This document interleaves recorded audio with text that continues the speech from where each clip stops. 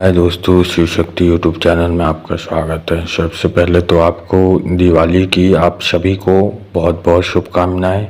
Happy Diwali. मैं अभी video नहीं बना पा रहा था क्योंकि मैं बहुत इधर उधर व्यस्त था।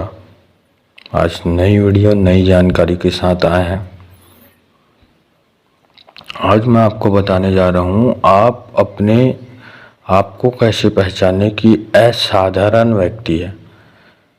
खुद को पहचानने में ना बहुत ही अलग ही कलर लगता है।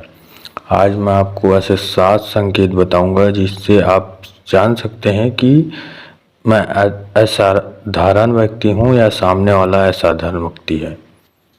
कि होता क्या है, जब भी आप भगवान की सेवा पूजा आराधना करते हैं तो वो हमें ऐसे संकेत देते हैं समय समय पर जिनसे हमें पता चल सकता है कि हमारा भगवान जागृत है या हमारा जो कार्य कर रहे हैं वो सिद्ध हो चुका है या मंत्र पढ़ रहे हैं तो मंत्र सिद्ध हो चुका है। ये संकेत होती है। अब ये संकेतों को समझना आपके ऊपर होता है। कई लोग इसे दैनिक जीवन में घटने में सोच लेते हैं, कई लोग ईश्वर की कृपा मानते हैं। तो समझ का फेर रहता है और होता तो ईश्वर का ही है। ईश्वर के बगैर से एक पत्ता नहीं हिलता उसकी मर्जी के बगैर। वो कैसे हो जाएगा? सबसे पहला संकेत होता है जिस व्यक्ति पर भगवान की कृपा होती है वो लोभ, माया, पैसा, धन दौलत, किसी से ईर्ष्या, किसी का बुरा हो जाए ये कभी नहीं सोच सकता। वो हमेशा स्वयं दूसरे का भलाई सोचेगा, जो है उसमें खुश रहेगा, हमेशा प्रभु का नाम लेगा। प्रभु की इच्छा से 2 रोटी भी मिल रही है तो उसमें भी खुश रहेगा, चाल मिल रही है तो उसमें भी खुश रहेगा।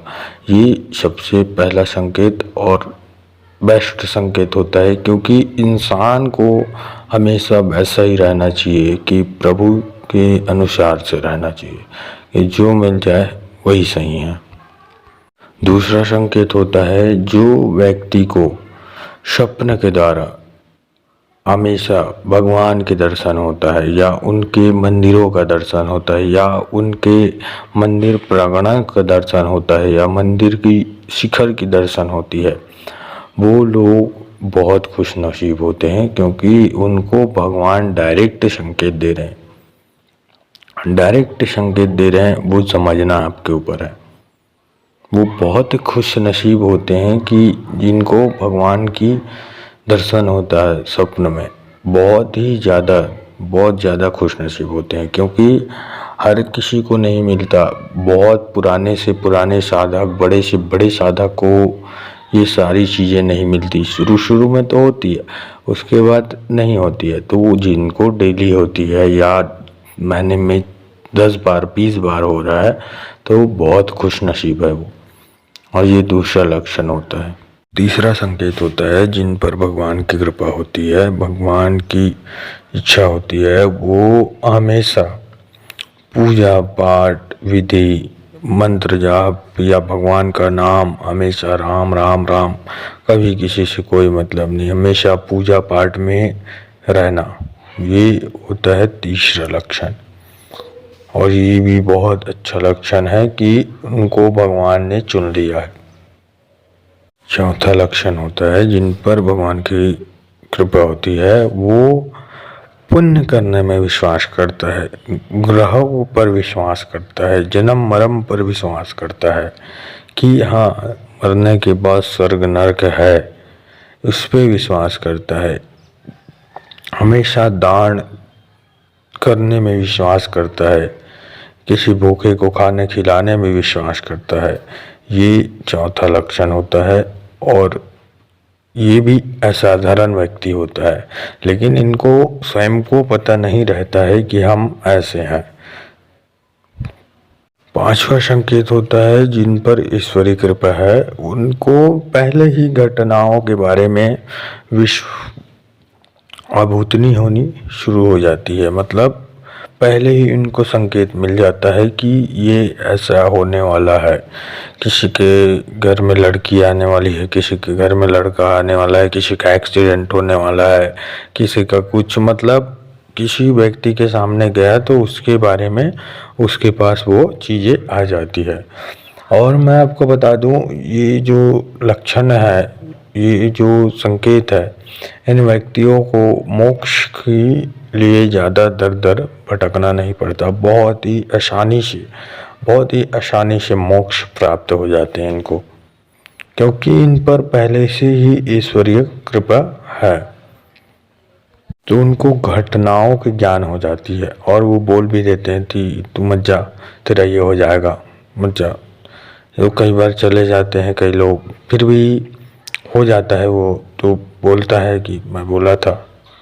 तुझे कैसे पता? नहीं पता यार, बोल दिया था। बस उनको स्वयं को ही पता नहीं रहता।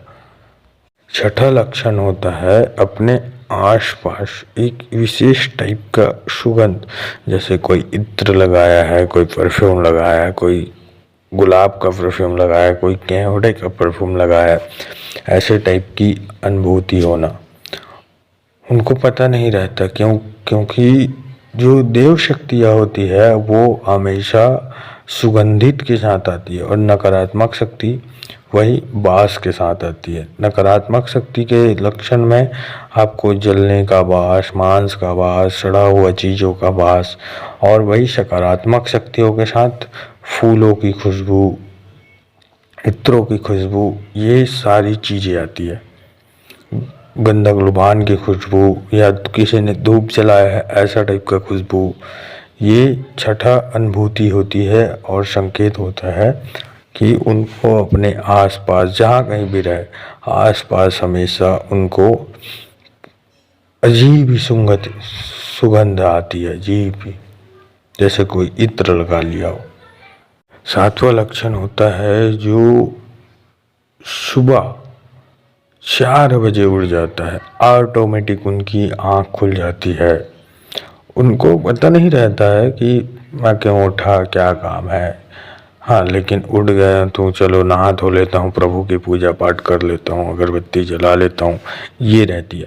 लेकिन सातवां लक्षण यही होता है कि जो सुबह ब्रह्म मुहूर्त में उठता है उन पर भगवान की विशेष कृपा होती है, क्योंकि 3 बजे से 5 बजे तक ब्रह्म बेला कहा जाता है, अमृत बेला कहा जाता है।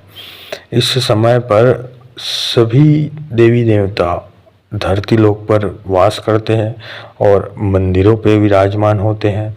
इसलिए जो आपको दर्शन भी होंगे ना, देव दर्शन, वो ब्रह्म मुहूर्त में ही होंगे। आप सोचोगे कि मुझे तो भगवान आगे दिखा देंगे सामने में, तो वैसा नहीं, आपको ब्रह्म मुहूर्त में ही दर्शन होंगे। जितने भी महात्मा पुरुष ऋषि मुनियाँ हैं, सब ने भगवान की दर्शन ब्रह्म मुहूर्त में किए। ब्रह्म मुहूर्त को अमृत वेला कहा जाता है। उस समय पर जो व्यक्ति उठकर पूजा पाठ करता है उन पर भगवान की विशेष कृपा होती है। तो मुझे आशा है जानकारी आपको पसंद आई होगी। चैनल पर नए हैं तो चैनल को लाइक कीजिए, शेयर कीजिए, सब्सक्राइब कीजिए। मिलते हैं एक नई जानकारी के लिए, नई जानकारी के साथ। तब तक के लिए ओम नमः शिवाय, ओम नमः शिवाय, ओम नमः शिवाय।